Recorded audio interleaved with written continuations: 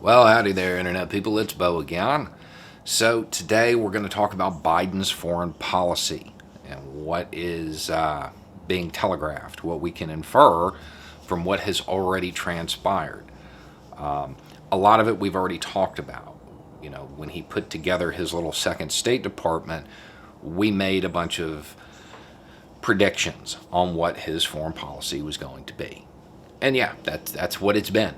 That is what it's been.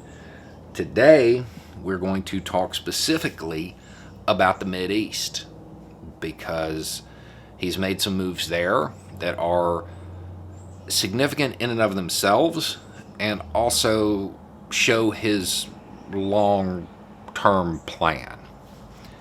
Okay, so the big news, we are no longer going to be supporting offensive Saudi Arabian operations in Yemen. What does that mean? Okay. It means we're no longer going to be supplying equipment, logistics, intelligence for offensive operations. Doesn't mean we're done. We'll probably still be providing air defense and stuff like that. But no more offensive operations. Does that mean that that's going to end? No, the Saudis are going to find another supplier. They probably have already found one. But we're not going to be involved with it. With that side of it, does that mean the U.S. is out of Yemen completely and we're done with it? No, because there are non-state actors in Yemen who are using the conflict there as cover. Okay?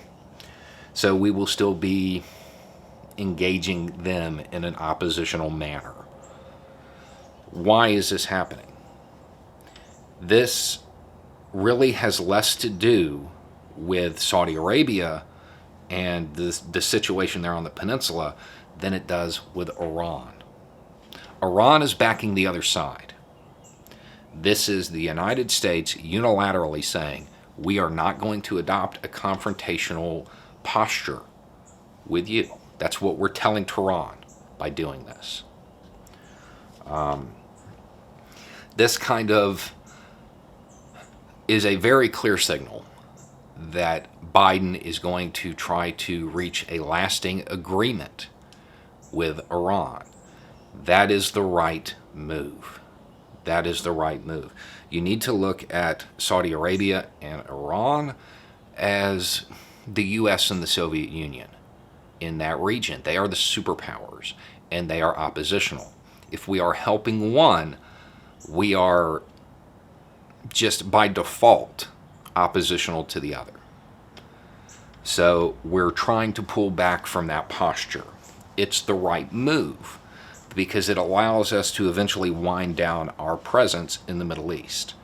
Is this because the Biden administration and the U.S. government in general has suddenly realized that, this isn't exactly the right thing for us to be doing over there, kind of engaging in a little bit of imperialism type stuff? No. It has to do with business interests.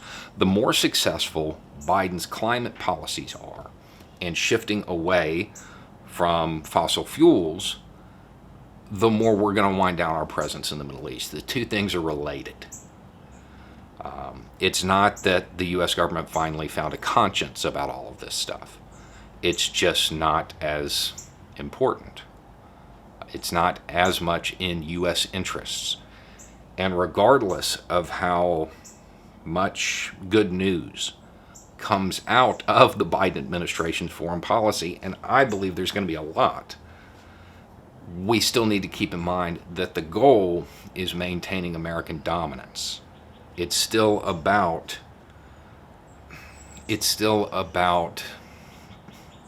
maintaining that presence, maintaining influence. They're just shifting the way they're doing it and shifting the areas that are more important. I would imagine that towards the end of the Biden administration, we are going to see more influence exerted in Africa because there are more important resources there. So regardless of how much good news comes out, anytime you're talking about foreign policy, and this is anybody's foreign policy, the goal of it is to maintain American dominance. So even though this is good news, This is good news for peace. This is good news for a whole lot of people who are caught in the crossfire. It's still about maintaining American dominance. When you were talking about foreign policy, never forget that part, because you might, without acknowledging that, you may suddenly believe that the U.S. government has become very altruistic. That isn't happening. Anyway, it's just a thought. Y'all have a good day.